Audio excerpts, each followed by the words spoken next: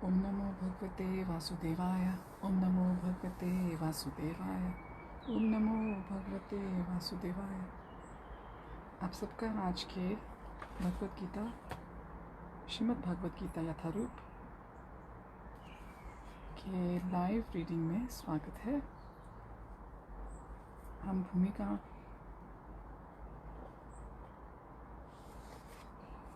को पढ़ा रहे थे लास्ट टाइम, तो हम उसी से आगे कंटिन्यू करेंगे। मैं कोशिश कर रही थी कि मैं शुद्ध हिंदी बोलूं, लेकिन ये संभव नहीं हो पा रहा मुझसे।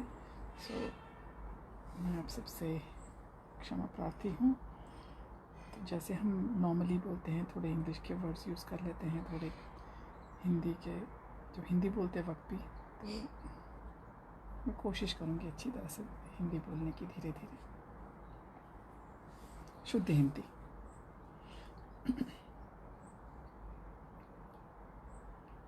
मुखं करोति वाचालं पंगुं लंघयते गिरिं यत्कृपातमहं वन्दे श्रीगुरुं दीनतारिणं परमानन्दमाधवं श्रीचैतन्य ईश्वरं। हरि ओम तत्सत्। गीता में 9.21 यानी चैप्टर 9 21 श्लोक में कहा गया है, अव्यक्तो अक्षरः इत्युक्तस्तमाहुः परमां गतिं यं प्राप्य न निवर्तन्ते तद्धाम परमं मम। अव्यक्त का अर्थ है अप्रकट। हमारे समक्ष सारा भौतिक जगत तक प्रकट नहीं है। हमारी इंद्रियां इतनी अपूर्ण हैं कि हम इस ब्रह्मांड में सारे नक्षत्रों को भी नहीं देख पाते। वैदिक साहित्य में से हमें सभी लोगों के विषय में प्रचुर जानकारी प्राप्त होती है। उस पर विश्वास करना या न करना हमारे ऊपर निर्भर करता है। वैदिक ग्रंथों में विशेषतया श्रीमद् भागवतम में सभी महत्वपूर्ण लोगों का वर्णन है। इस भौतिक आकाश से परे आध्यात्मिक जगत है जो अव्यक्त या अप्रकट कहलाता है। व्यक्ति को भगवत धाम की कामना तथा लालसा करनी चाहिए, क्योंकि जब उसको उस धाम की प्राप्ति हो जाती है तब उसको वहाँ से फिर इस जगत में लौटना नहीं पड़ता। पूछा जा सकता है कि उस भगवत धाम को, इसकी सूचना भगवत गीता के 8वें अध्याय में 5वें श्लोक में इस तरह से दी गई है। अंतकाले च मामेव स्मरण मुक्त्वा कलेवरम यह प्रयाति स मद्भावम याति नास्त्यत्र संशयः। अंतकाल में जो मेरा स्मरण करते हुए शरीर त्यागता है, वह तुरंत मेरे स्वभाव को प्राप्त होता है, इसमें रंच मात्र भी संदेह नहीं है। जो व्यक्ति मृत्यु के समय कृष्ण का चिंतन करता है, वह कृष्ण को प्राप्त होता है।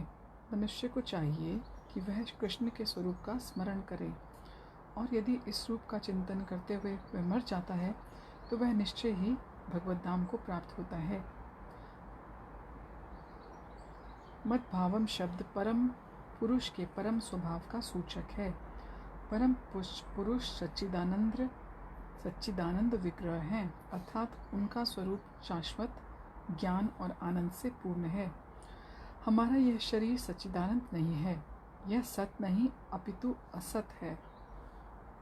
यह शाश्वत नहीं अपितु नाशवान है, यानी ये टेम्पररी है, परमानेंट नहीं है।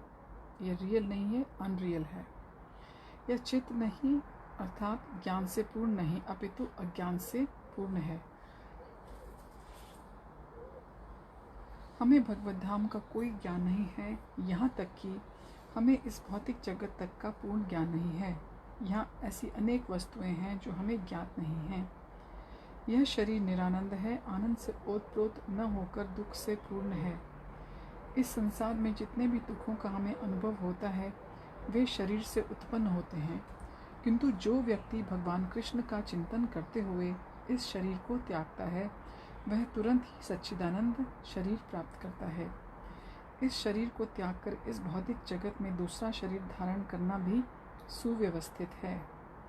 मनुष्य तभी मरता है जब यह निश्चित हो जाता है कि वह अगले जीवन में उसे किस प्रकार का शरीर प्राप्त होगा।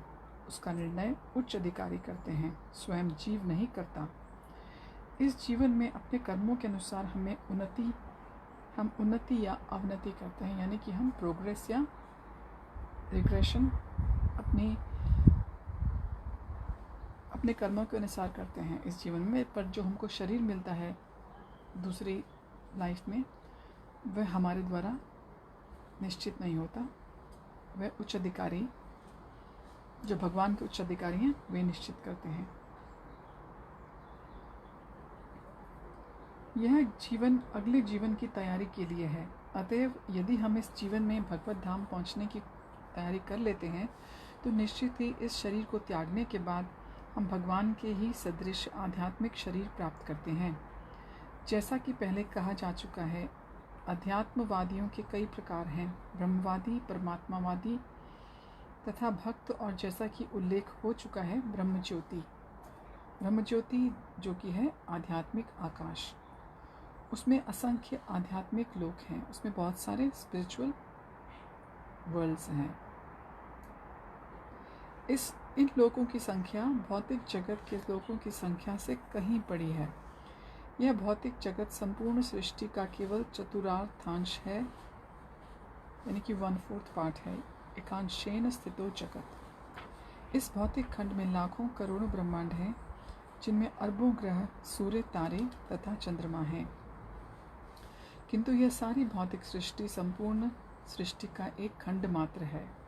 अधिकांश सृष्टि तो आध्यात्मिक आकाश में है। जो व्यक्ति परम ब्रह्म में विलीन होना चाहता है वह तुरंत ही परमेश्वर की ब्रह्म ज्योति में भेज दिया जाता है और इस तरह वह आध्यात्मिक आकाश प्राप्त होता है। जो भक्त भगवान के सानिध्य का आनंद लेना चाहता है वह वैकुंठ लोकों में प्रवेश करता है, जिनकी संख्या अनगिनत है, जहाँ पर परमेश्वर अपने विभिन्न पूर्ण अंशों यथा चतुर्भुज नारायण के रूप में विभिन्न नामों जैसे प्रद्युम्न, अनिरुद्ध और गोविंद के रूप में भक्तों के साथ साथ रहते हैं। अतएव जीवन के अंत में अध्यात्मवादी या तो ब्रह्मज्योति का या परमात्मा का या भगवान श्री कृष्ण का चिंतन करते हैं।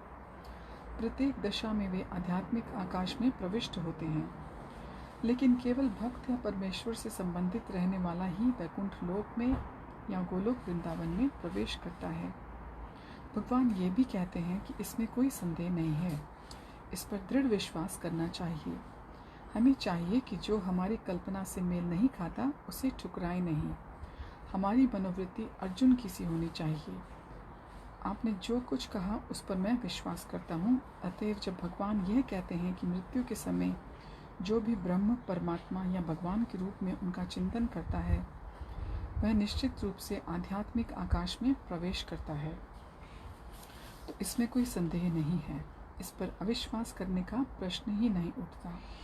भगवत गीता में 9.6 यानी कि 9th चैप्टर के 6th वर्स उस सामान्य सिद्धांत का भी व्याख्या है जो मृत्यु के समय ब्रह्म का चिंतन करने से आध्यात्मिक धाम में प्रवेश करना सुगम बनाता है।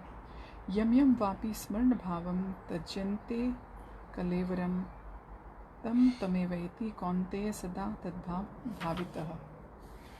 अपने इस शरीर को त्यागते समय मनुष्य जिस भाव का स्मरण करता है वह अगले जन्म में उस भाव को निश्चित रूप से प्राप्त होता है। अब सर्वप्रथम हमें यह समझना चाहिए कि भौतिक प्रकृति परमेश्वर की एक शक्ति का प्रदर्शन है। विष्णु पुराण में 6.7.61 में भगवान की समग्र शक्तियों का वर्णन हुआ है। विष्णु शक्ति ही परा प्रोक्ता क्षेत्रज्ञाख्या तथा परा अविद्या कर्म संज्ञान्या तृतीया शक्ति रिष्टते। परमेश्वर की शक्तियाँ विविध और असंख्य हैं और वे हमारी बुद्धि के परे हैं, लेकिन बड़े बड़े विद्वान मुनियों या मुक्तात्माओं ने इन शक्तियों का अध्ययन करके इन्हें 3 भागों में बांटा है। सारी शक्तियाँ विष्णु शक्ति हैं, अर्थात वे भगवान विष्णु की विभिन्न शक्तियाँ हैं। पहली शक्ति परा या आध्यात्मिक है।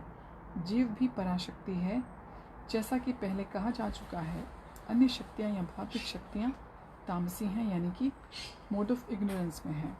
मृत्यु के समय हम या तो इस संसार की अपरा शक्ति में रहते हैं या फिर आध्यात्मिक जगत की शक्ति में चले जाते हैं। अतः भगवत गीता में 9.6 में कहा गया है, यम यम वापि स्मरण भावम त्यजन्ते कलेवरम तम तमेवेति कौन्तेय सदा तद्भाव भावितः।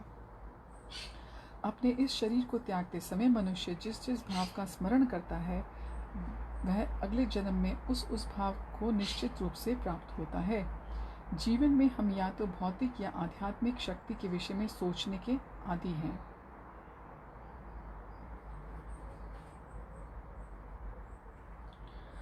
हम अपने विचारों को भौतिक शक्ति से आध्यात्मिक शक्ति में किस प्रकार ले जा सकते हैं, ऐसे बहुत से साहित्य हैं, यथा समाचार पत्र, पत्रिकाएं, उपन्यास आदि, जो हमारे विचारों को भौतिक शक्ति से भर देते हैं। इस समय हमें ऐसे साहित्य में लगे अपने चिंतन को वैदिक साहित्य की ओर मोड़ना है। अतः महर्षियों ने अनेक वैदिक ग्रंथ लिखे हैं। यथा पुराण, ये पुराण काल्पनिक नहीं हैं अपितु ऐतिहासिक लेख हैं। चैतन्य चरितामृत में मध्य लीला 20th चैप्टर 122 वर्ष में निम्नलिखित कथन है, माया मुक्त जीवेर नाही स्वतः कृष्ण ज्ञान, जीवेर कृपाएं कैला कृष्ण वेद पुराण। भुलक्कड़ जीवों या बुद्धिजीवी यानी कंडीशन सोल्स ने परमेश्वर के साथ अपने संबंध को भुला दिया है और वे सब भौतिक कार्यों के विषय में सोचने में मग्न रहते हैं। उनकी चिंतन शक्ति को आध्यात्मिक आकाश की ओर मोड़ने के लिए ही कृष्ण द्वैपायन व्यास ने प्रचुर वैदिक साहित्य प्रदान किया है। सर्वप्रथम उन्होंने वेद के 4 भाग किए, फिर उन्होंने उनकी व्याख्या पुराणों में की और अल्पज्ञों के लिए उन्होंने महाभारत की रचना की। महाभारत में ही भगवद गीता दी हुई है। तत्पश्चात वैदिक साहित्य का सार वेदांत सूत्र में दिया गया है और भावी पथ प्रदर्शन के लिए उन्होंने वेदांत सूत्र का सहज भाष्य भी दिया है, जो श्रीमद् भागवतम कहलाता है। हमें इन वैदिक ग्रंथों के अध्ययन में अपना चित्त लगाना चाहिए। जिस प्रकार भौतिक लोग नाना प्रकार के समाचार पत्र, पत्रिकाएं और संसारी साहित्य को पढ़ने में ध्यान लगाते हैं, उसी तरह हमें भी व्यासदेव द्वारा प्रदत्त साहित्य के अध्ययन में ध्यान लगाना चाहिए। इस प्रकार हम मृत्यु के समय परमेश्वर का स्मरण कर सकेंगे। भगवान द्वारा सुझाया गया यही एकमात्र उपाय है और वे इसके फल की गारंटी देते हैं, इसमें कोई संदेह नहीं है। तस्मात् सर्वेषु कालेषु मामानुस्मर युद्धे च मयर्पित मनोबुद्धिर मामेव वैश्य से संशयः। इसलिए हे अर्जुन, तुम कृष्ण के रूप में मेरा सदैव चिंतन करो और साथ ही अपने युद्ध कर्म करते रहो। अपने कर्म को मुझे अर्पित करके और अपने मन एवं बुद्धि को मुझ पर स्थिर करके तुम मुझे निश्चित रूप से प्राप्त होगे। यह भगवद गीता के 9वें चैप्टर का 7वां श्लोक है। वे अर्जुन से उसके कर्म, वृत्ति, पेशा को त्याग कर केवल अपने स्मरण करने के लिए नहीं कहते। भगवान कभी भी अव्यावहारिक बात का परामर्श नहीं देते। इस जगत में शरीर के पालन हेतु मनुष्य को कर्म करना होता है। कर्म के अनुसार मानव समाज 4 वर्णों में विभाजित है, ब्राह्मण, क्षत्रिय, वैश्य और शूद्र। ब्राह्मण अथवा बुद्धिमान वर्ग एक प्रकार से कार्य करता है, क्षत्रिय या प्रशासक वर्ग दूसरे तरह के कार्य करता है। उसी प्रकार वणिक वर्ग और श्रमिक वर्ग भी अपने वर्ग कर्तव्यों का पालन करते हैं। मानव समाज में चाहे कोई श्रमिक हो, वणिक हो, प्रशासक हो या कि किसान हो, या फिर चाहे वह सर्वोच्च वर्ग का हो तथा साहित्यिक हो, वैज्ञानिक हो या धर्मशास्त्रज्ञ हो, उसे अपने जीवन यापन के लिए कार्य करना पड़ता है। जैसे हम देखते हैं कि अलग अलग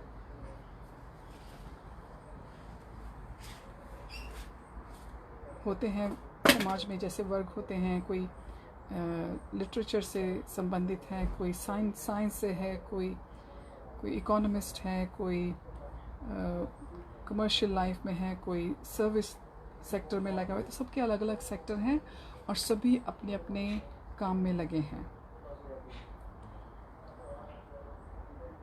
तो अर्जुन को भगवान ये भी कहते हैं कि आप अपना जो आपका कर्म है, जो आपका व्यवसाय है, जो आपका वर्णाश्रम है, उसको त्याग करने की कोई आवश्यकता नहीं है।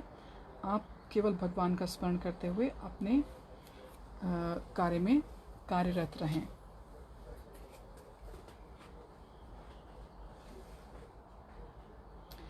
अतएव भगवान अर्जुन से कहते हैं कि वे उसे अपनी वृत्ति का त्याग नहीं करना है।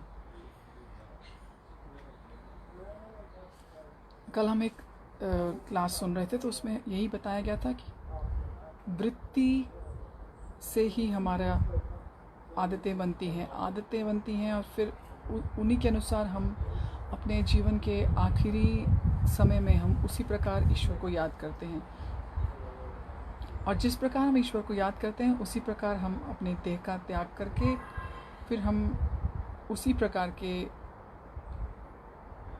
नए शरीर अपना जो मन बुद्धि हमारे साथ जाता है वो उसमें सब हमारी वृत्तियाँ हमारे साथ जाती हैं।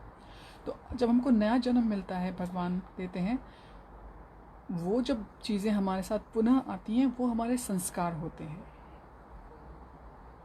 तो ये एक बहुत बड़ी चीज़ जो मैंने कल सुनी थी, मैं आपके साथ शेयर करना चाहती थी, बांटना चाहती थी। अतएव भगवान अर्जुन से कहते हैं कि उसे अपनी वृत्ति का त्याग नहीं करना है, अपितु वृत्ति में लगे रहकर कृष्ण का स्मरण करना चाहिए।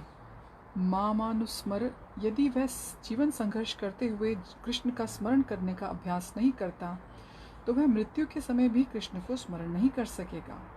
भगवान चैतन्य भी यही परामर्श देते हैं, वो भी यही सेम एडवाइस देते हैं। उनका कथन है, कीर्तनीय सदा हरि, मनुष्य को चाहिए कि भगवान के नामों का सदैव उच्चारण करने का अभ्यास करे। भगवान नाम तथा भगवान अभिन्न हैं। जैसे हम इंग्लिश में बोलते हैं कि भगवान, God's name and God are same, they are not different. इसलिए अर्जुन को भगवान की शिक्षा कि मेरा स्मरण करो, और भगवान चैतन्य का यह आदेश है कि भगवान कृष्ण के नामों का निरंतर कीर्तन करो। ये दोनों बातें सेम हैं।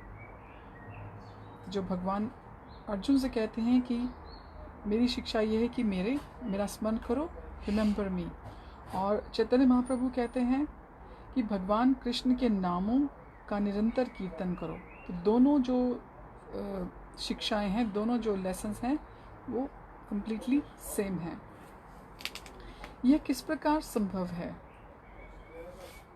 आई थिंक मुझे लगता है मेरे से 2-3 लाइंस छूट गई हैं, मैं फिर इनको रिपीट करती हूँ।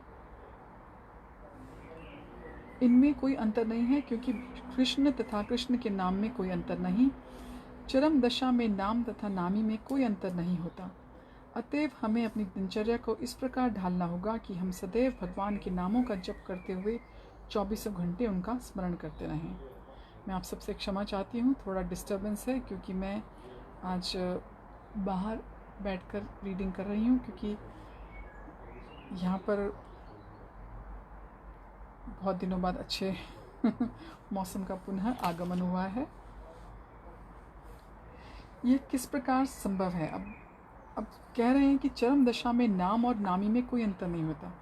अतएव हमें अपनी दिनचर्या को इस प्रकार डालना होगा, हमें अपने लाइफस्टाइल को इस तरह से जीना पड़ेगा कि हम 24 घंटे भगवान का नाम याद कर सकें। यानी कि हमारा जो लाइफस्टाइल है उसमें, हमारे जो डेली रूटीन है उसमें भगवान मिडिल में सेंटर्ड रहें।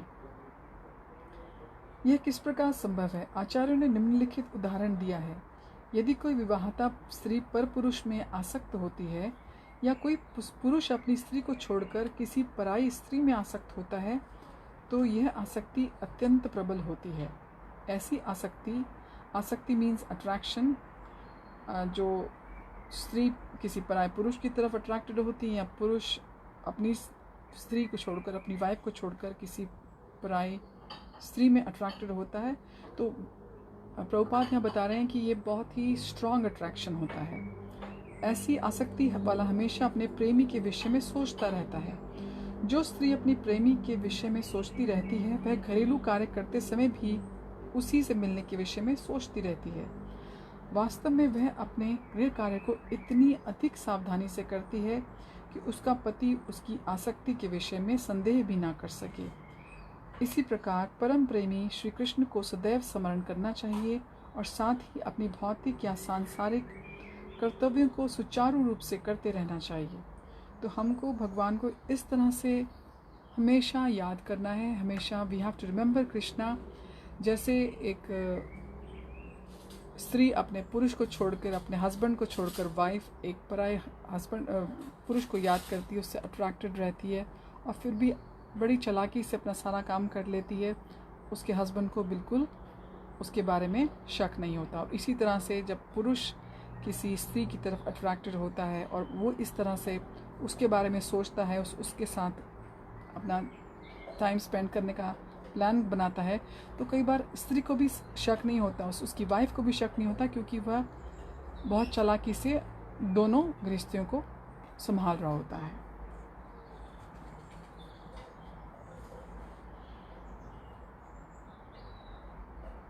सो हमें कहा जा रहा है कि भगवान को हमको बड़े ही स्मार्टली,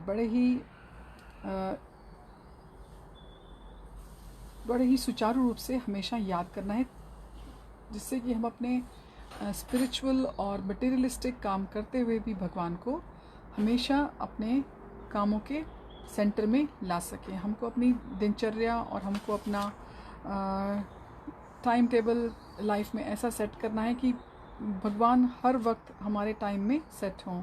जैसे प्रभुपाद ने हमको 4 रेगुलेशंस दी हैं, 4 जो हमको बताए गए हैं कि ये नियमों का पालन करना है। तो हम जो कुछ खाएंगे, जो कुछ खाने से पहले जो कुछ पकाएंगे वो भगवान को अर्पित करेंगे, ऑफ़र करेंगे, तो हमारा फूड भी सैंक्टिफाइड हो जाएगा, वो प्रसाद बन जाएगा, भोगा प्रसाद बन जाएगा। और हम गैम्बलिंग नहीं करेंगे, जुआ नहीं खेलेंगे, तो हम वैसे ही शौच अवस्था में आ जाएंगे, क्लीन हो जाएंगे। जब हम इंटॉक्सिकेशन नहीं करेंगे तो हम इल्यूशन की तरफ जाएंगे ही नहीं। जब हम शराब नहीं पिएंगे, नशा नहीं करेंगे, ड्रग्स नहीं करेंगे, तो हम अपने आप ही इल्यूशन से पीछे हो जाएंगे। और पर स्त्री संग नहीं करोगे, या स्त्रियों के लिए कहेंगे कि पर पुरुष संग नहीं करेंगी, तो वो तो हाई स्टेज ऑफ क्लीनलीनेस हो ही जाएगी। उनका माइंड, उनकी body will be like a temple. तो कृष्णा को कोई परेशानी ही नहीं होगी हमारे साथ 24 घंटे टाइम स्पेंड करने में। और धीरे धीरे ये सब करने के बाद आप परमानेंटली लहसुन प्याज भी छोड़ सकते हैं। शुरू में चाहे सिर्फ दूध या फल ऑफ़र कीजिए भगवान को, पर धीरे धीरे जैसे जैसे आप प्रसाद खाएंगे, आप मंदिर जाएंगे, भक्तों का संग करेंगे, प्रभुपाद की किताबों का अध्ययन करेंगे, उनको स्टडी करेंगे, तो ये सब इजीली आपकी लाइफ में एंटर हो जाएगा। क्योंकि हम किसी से प्रेम करते हैं तो कैसे प्रेम करते हैं, हम उसको खुश करने की कोशिश करते हैं। ये तो हम मटेरियल साइड में भी देखते हैं, जब अपने फ्रेंड्स बनाते हैं, जब किसी का कोई प्रेमी होता है, कोई लवर होता है, उसको खुश करने के लिए क्या किया जाता है, उसके लिए हम वो काम करते हैं कि वो जो उसको अच्छे लगते हैं।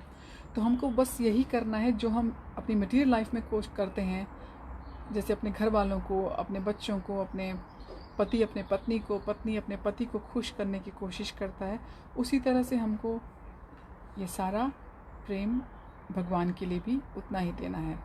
क्योंकि हमको यही सोचना है कि जो कुछ है ये ईश्वर का ही है हमारे चारों तरफ, चाहे वो सुख के रूप में प्रकट हो रहा है या दुख के रूप में प्रकट हो रहा है, हमको सबको प्रसाद समझ के ही ग्रहण करना है। क्योंकि ये दुखालय अशाश्वतम है, यहाँ पर तो ये सब मिलना ही मिलना है। 2 मिनट की एक ठंडी हवा और बाकी जो 98 मिनट्स हैं 100 में से, उसमें गर्म हवा आनी ही आनी है। तो हमको इसलिए सदैव प्रिपेयर्ड रहना है। और ये प्रिपेयर्ड कैसे रहेंगे, जो हम प्रभुपाद की बुक्स पढ़ेंगे, उनके पर्पस पढ़ेंगे, तात्पर्य पढ़ेंगे, भक्तों का संग करेंगे। चाहे अगर आप घर से बाहर ही निकल सकती, आपकी व्यवस्था ऐसी है, तो आप YouTube में रिकॉर्डेड लेसन सुन सकते हैं और क्लासेस सुन सकते हैं। तो आपको बहुत सरल रूप में समझने को मिलेगी भगवद गीता। और यह भगवद गीता ही धीरे धीरे कृष्ण के आदेशों के, ये कृष्ण के आदेश हैं कि हमें जीवन यापन कैसा करना है, हम कलयुग के कंडीशन सोल्स के लिए, बद्ध जीवों के लिए। तो प्रभुपाद कहते हैं कि यदि हमें परमेश्वर के लिए प्रगाढ़ प्रेम हो तो हमें अपना कर्म करते हुए उनका स्मरण भी करना होगा, और हम कर भी सकते हैं। हमें प्रेम की प्रगाढ़ भावना चाहिए। Our love has to be really really pure. प्रगाढ़ मतलब प्योर। लेकिन हमें उस प्रेम भाव को उत्पन्न करना होगा। But we will have to generate it, we will have to generate that in our life, bring that in our life. उदाहरणार्थ अर्जुन सदैव कृष्ण का चिंतन करता था, वह कृष्ण का नित्य संगी था, और सदा साथ ही साथ वो योद्धा भी था। He was a fighter as well, he was a warrior as well, and he was a constant companion of Krishna. Krishna ने उसे युद्ध करना छोड़कर जंगल जाकर ध्यान करने की कभी सलाह नहीं दी, तथा भगवान कृष्ण अर्जुन को योग पद्धति बताते हैं। तो अर्जुन कहता है कि इस पद्धति का अभ्यास सॉरी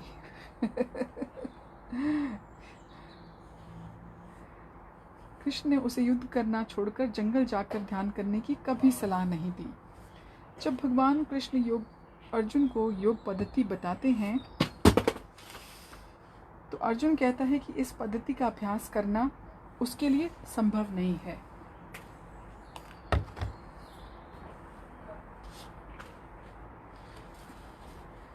अर्जुन उवाचा योऽयं योगस्त्वया प्रोक्तः सामेन मधुसूदन एतस्याहं न पश्यामि चंचलत्वात् स्थितिं स्थिराम।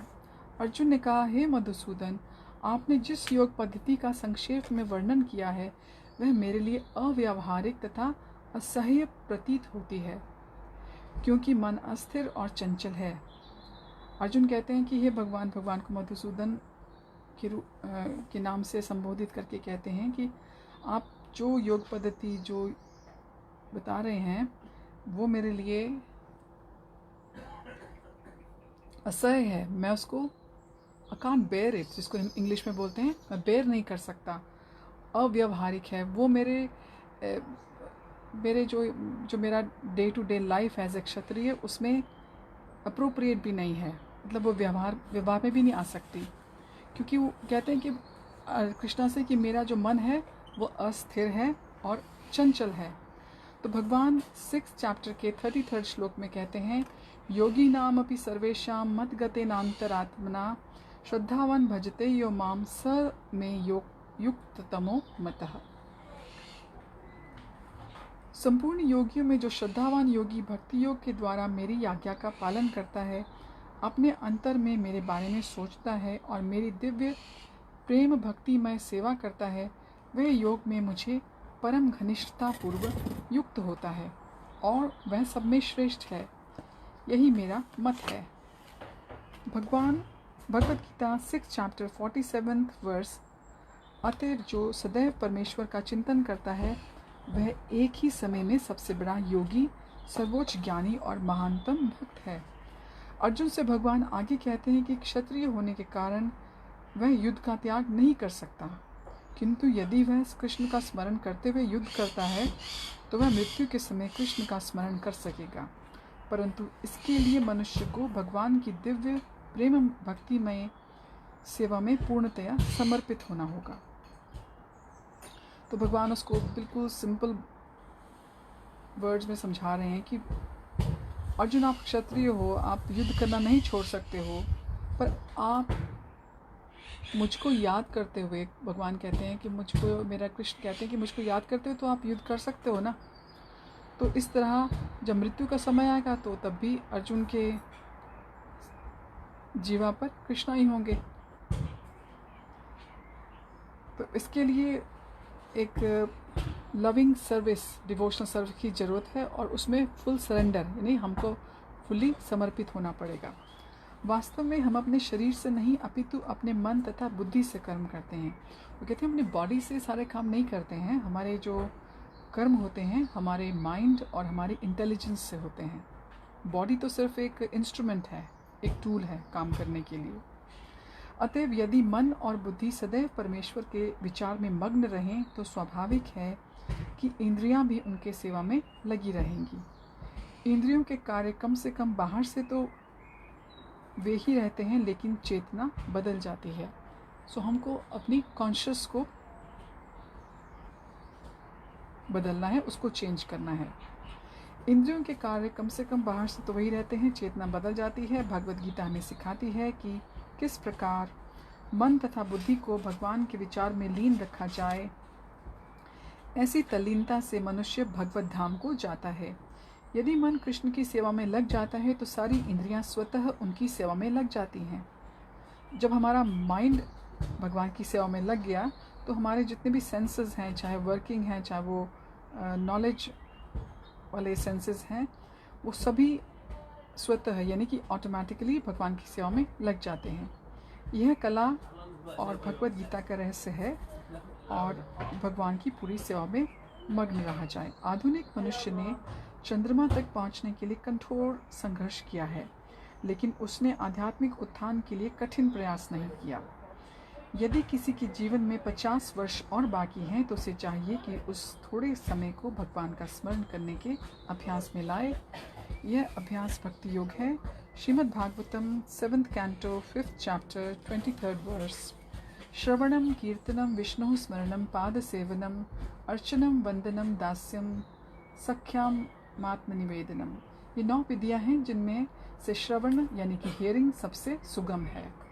भगवत गीता का किसी स्वरूप सिद्ध व्यक्ति से श्रवण उस व्यक्ति को भगवान के चिंतन की ओर मोड़ देगा। इससे परमेश्वर का संस्मरण होगा और शरीर छोड़ने पर आध्यात्मिक शरीर प्राप्त होगा, जो परमेश्वर की संगति के लिए उपयुक्त है। भगवान आगे कहते हैं, अभ्यास योग युक्तेन चेतसा नान्यगामिना परमं पुरुषम दिव्यम याति पार्थानुचिंतयन्। हे अर्जुन, जो व्यक्ति पथ पर विचलित हुए बिना अपने मन को निरंतर मेरा स्मरण करने में व्यस्त रखता है और भगवान के रूप में मेरा ध्यान करता है, वह मुझको अवश्य प्राप्त होता है। ये Bhagavad Gita 9th chapter 9th verse में से है। यह कोई कठिन पद्धति नहीं है, लेकिन इसे किसी अनुभवी व्यक्ति से यानी कि एक एक्सपीरियंस पर्सन से हमको सीखना चाहिए। We should learn from an experience soul. तद विधि विज्ञानार्थम सगुणमेवा भागवाभिगच्छेत। मनुष्य को चाहिए कि जो पहले से अभ्यास कर रहा हो उसके पास जाए। मन सदैव इधर उधर भटकता है, लेकिन मनुष्य को चाहिए कि मन को भगवान के स्वरूप पर या उनके नामोच्चारण पर केंद्रित करने का अभ्यास करे। मन स्वभावतः चंचल है, इधर उधर जाता है, लेकिन यह कृष्ण की ध्वनि पर स्थिर हो सकता है। माइंड का तो काम ही है इधर से उधर भागना। Mind is going to run here and there, but we can concentrate, learn, make it, bring it to the level of how to concentrate or how to enjoy what you are doing in the moment when you are having the sound vibrations of the Lord.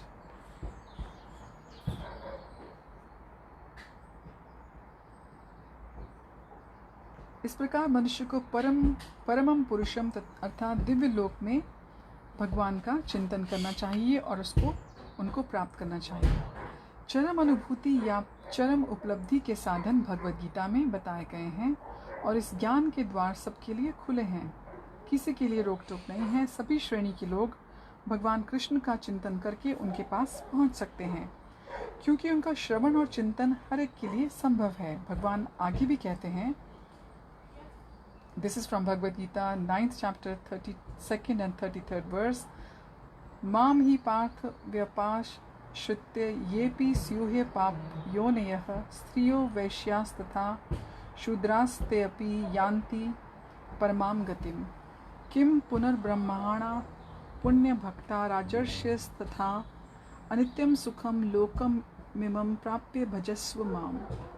इस तरह भगवान कहते हैं कि वैश्य, पति, स्त्री या श्रमिक तथा अधम योनि को प्राप्त मनुष्य भी परम को पा सकता है। भगवान कहते हैं कि हमने किसी भी उसमें जन्म लिया है, किसी परिवार में, किसी भी जेंडर में, हम जिसमें भी हम किस भी वर्ण में हैं, हम किस भी सेक्टर में कार्यरत हैं, छोटे से छोटे स्पीशीज़ में हैं, हम फिर भी भगवान को प्राप्त कर सकते हैं, क्योंकि हमको मनुष्य योनि मिलेगी और मनुष्य योनि में भक्ति संभव है। उसे अत्यधिक विकसित बुद्धि की आवश्यकता नहीं पड़ती। बात यह है कि कोई भक्ति योग के सिद्धांत को स्वीकार करता है और कोई परमेश्वर को जीवन के आश्रय तत्व, सर्वोच्च लक्ष्य या चरम लक्ष्य के रूप में स्वीकार करता है। वह आध्यात्मिक आकाश में भगवान तक पहुंच सकता है। यदि कोई भगवद गीता में बताए गए सिद्धांतों का ग्रहण करता है तो वह अपना जीवन पूर्ण बना सकता है और जीवन की सारी समस्याओं का स्थायी हल पाता है। यही पूरी भगवद गीता का सार है। So this is the gist of Bhagavad Gita. सारांश यह है कि भगवद गीता दिव्य साहित्य है जिसको ध्यान पूर्वक पढ़ना चाहिए। गीता शास्त्रमिदं पुण्यम यह पठेत प्रयतः पुमान। यदि कोई भगवद गीता के उपदेशों का पालन करे तो वह जीवन के दुखों और कष्टों से मुक्त हो जाएगा। भया शोका दिव अर्जितः। वह इस जीवन में सारे भय से मुक्त हो जाएगा और उसका अगला जीवन आध्यात्मिक होगा। सो ये गीता महात्म्य से है, उसका पहला श्लोक है। एक अन्य लाभ भी होता है, वह गीता अध्ययनशीलस्य प्राणायाम परस्य च नैव सन्ति ही पापानि पूर्वजन्म कृतानि च। यदि कोई भगवद गीता को निष्ठा और गंभीरता के साथ पढ़ता है तो भगवान की कृपा से उसके सारे पूर्व दुष्कर्मों का फलों का उस पर कोई प्रभाव नहीं पड़ता। और गीता महात्म्य 2nd वर्स में Bhagavad Gita 18th chapter 66 verse के अंतिम अंश में जोर देकर कहते हैं, सर्वधर्मान परित्यज्य मामेकम शरणम व्रज अहम त्वाम सर्व पापेभ्यो मोक्षयिष्यामि मा शुचः। सभी धर्मों को त्याग कर एकमात्र मेरी शरण में आओ, मैं तुम्हें समस्त पापों से मुक्त कर दूंगा, तुम डरो मत। इस प्रकार अपनी शरण में आए भक्त का पूरा उत्तरदायित्व भगवान अपने ऊपर लेते हैं और उसके समस्त पापों को क्षमा करते हैं। मलिने मोचनम पुंसाम जल स्नानम दिने दिने सकृत गीतामृतम स्नानम संसार मल नाशनम। मनुष्य जल में स्नान करके नित्य अपने को स्वच्छ कर सकता है, लेकिन यदि कोई भगवद गीता रूपी पवित्र गंगा में के जल में एक बार भी स्नान कर लेते हैं तो वह भौतिक जीवन यानी कि इस भवसागर की मलिनता से सदा सदा के लिए मुक्त हो जाते हैं। अब गीता महात्म्य 3rd वर्स में कहा गया है, गीता सुगीता कर्तव्या किमन्यय शास्त्र विस्तरय या स्वयं पद्मनाभस्य मुख पद्मा द्विनी श्रिता। चूँकि भगवद गीता भगवान के मुख से निकली है, अतएव किसी अन्य वैदिक साहित्य को पढ़ने की आवश्यकता नहीं रहती। उसे केवल भगवद गीता का ही ध्यानपूर्वक मन योग से श्रवण और पठन करना चाहिए। वर्तमान युग में लोग सांसारिक कार्यों में इतने व्यस्त हैं कि उनके पास समस्त वैदिक साहित्य का अध्ययन कर पाना संभव नहीं है, परंतु इसकी आवश्यकता भी नहीं है। केवल एक पुस्तक भगवद गीता ही पर्याप्त है, क्योंकि यह समस्त वैदिक ग्रंथों का सार है और इसका प्रवचन भगवान ने किया है। गीता महात्म्य 4th वर्स में कहा गया है, भारतामृत सर्वस्वम विष्णु वक्त्राद्विनी श्रुतम गीता गंगोदकम पीत्वा पुनर्जन्मना विद्यते। जो गंगा जल पीता है वह मुक्ति प्राप्त करता है, उसको लिबरेशन मिलती है। अतएव उसके लिए कहा गया है कि जो भगवद गीता का अमृत पान करना चाहता है, भगवद गीता महाभारत का अमृत है। So Bhagavad Gita has been spoken in Mahabharata, it's part of Mahabharata. और इसे भगवान कृष्ण मूल विष्णु ने स्वयं सुनाया है। गीता महात्म्य 5th वर्ष में भगवद गीता भगवान के मुख से निकली है और गंगा भगवान के चरण कमलों से निकली है। So Bhagavad Gita has been spoken by the lotus mouth of lord Krishna himself, and Ganges the river has originated from the lotus feet of the Lord। निसंदेह भगवान के मुख और चरणों में कोई अंतर नहीं है, लेकिन निष्पक्ष अध्ययन से हम पाएंगे कि भगवद गीता गंगा जल की अपेक्षा अधिक महत्वपूर्ण है। सर्वोपनिषदो गावो दोग्धा गोपाल नंदनः पार्थो वत्सः सुधीर भोक्ता दुग्धम गीतामृतम महत। यह गीतोपनिषद भगवद गीता जो समस्त उपनिषदों का सार है, गाय के तुल्य है और ग्वाल बाल के रूप में विख्यात भगवान कृष्ण इस गाय को दोह रहे हैं। अर्जुन बछड़े के समान हैं और सारे विद्वान और शुद्ध भक्त भगवद गीता के अमृतमय दूध का पान करने वाले हैं। सो गीता महात्म्य के 6th यानी कि जो लास्ट ये पर्पस में लिखा है प्रभुपाद ने, उसमें कहते हैं एकम शास्त्रम देवकी पुत्र गीतम एको देवो देवकी पुत्र एव एको मंत्रस्तस्य नामानि यानि कर्माप्येकम तस्य देवस्य सेवा। आज के युग में लोग एक शास्त्र, एक ईश्वर और एक धर्म, एक वृत्ति के लिए अत्यंत उत्सुक हैं। अतएव एकम शास्त्रम देवकी पुत्र गीतम, केवल एक शास्त्र भगवद गीता हो जो सारे विश्व के लिए हो। एको देवो देवकी पुत्र एवं सारे विश्व के लिए एक ईश्वर हो श्री कृष्ण। एको मंत्रस्तस्य नामानि यानी, और एक मंत्र, एक प्रार्थना हो। उनके नाम का कीर्तन हरे कृष्ण कृष्ण कृष्ण हरे हरे, हरे राम राम राम हरे हरे। सो ये हमारा महामंत्र है जो भगवान ने हमको दिया है, क्योंकि इस कलयुग में ना हमारे पास इतने रिसोर्सेज हैं कि हम बड़े बड़े यज्ञ कर सकें, ना ही हमारे पास ऐसे शरीर हैं, ऐसी बॉडीज़ हैं जो परफेक्ट हैं, जो इतनी हेल्थी हैं और इतनी लॉन्ग लिव्ड हैं कि हम बड़ी बड़ी तपस्या कर सकें, मेडिटेशन कर सकें। ना ही ऐसे अब फॉरेस्ट और जंगल्स अवेलेबल्स हैं। तो भगवान ने लास्ट जो युग था द्वापर, जब भगवान कृष्ण आए थे, तो हम सब के लिए भगवद गीता छोड़ गए, जो महाभारत के युद्ध में कुरुक्षेत्र में उन्होंने अर्जुन से कही थी। और जैसे हम कुछ भी खरीदते हैं तो हमको मैनुअल मिलता है उसको चलाने के लिए, तो उसी प्रकार से हमको लाइफ जीने के लिए भगवान ने ये मैनुअल दिया है भगवद गीता। अब भगवद गीता किसी एक धर्म, किसी एक जाति, किसी एक देश, किसी एक टाइप के लोगों के लिए नहीं है, ये सबके लिए है। हिंदू, मुस्लिम, सिख, ईसाई, किसी भी धर्म को मानने वाला, आप चाहे क्रिश्चियन हो, चाहे आप मुस्लिम हो, चाहे आप हिंदूज़ हों, चाहे आप बुद्धिस्ट हों, सिखिज़्म में विश्वास करते हों, आप इसको आराम से पढ़ सकते हैं, क्योंकि ये सनातन है, ये सबके लिए है और इसको इसलिए सनातन बोला गया है। ये हमेशा से है और हमेशा चलता रहता है। सो आज हमने भूमिका की रीडिंग को ख़त्म कर दिया है। भूमिका हमने सारी पढ़ ली है। अब अगली बार हम प्रथम अध्याय की शुरुआत करेंगे, पर उससे पहले हम आपको गुरु परंपरा के सारे जो हमारे वो हैं आचार्य, उनके नाम पढ़ना चाहेंगे। गुरु परंपरा एवं परंपरा प्राप्तम इमं राजर्षियो विदु, यह Bhagavad Gita 4th chapter 2nd verse का में से लिया गया है। जो वर्स, ये भगवद गीता यथारूप इस गुरु परंपरा द्वारा प्राप्त हुई है। तो ये एक डिसिप्लिक सक्सेशन से हमको भगवद गीता मिली है। कोई ये नहीं है कि किसी ने उठ के अपने आप एक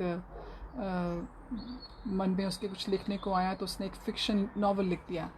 this has been given from time immemorial, passed from one guru to his disciple, and this way it has reached us in this current state.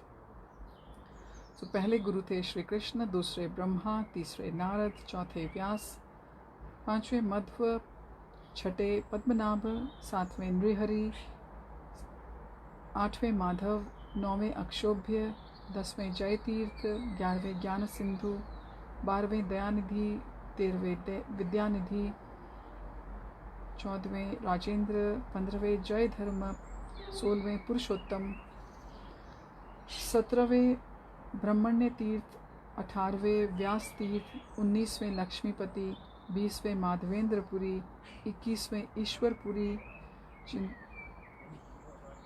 वो नित्यानंद और अद्वैत के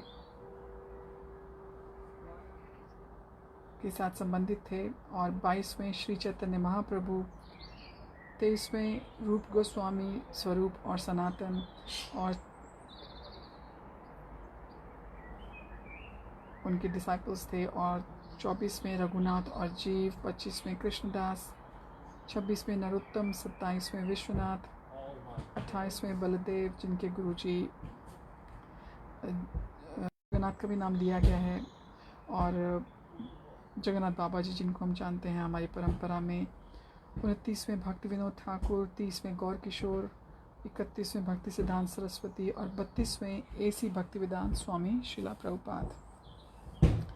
सो ये था हमारा हिंदी का रीडिंग आज के लिए। तो आशा करते हैं कि आप जहाँ जहाँ हैं आप अपने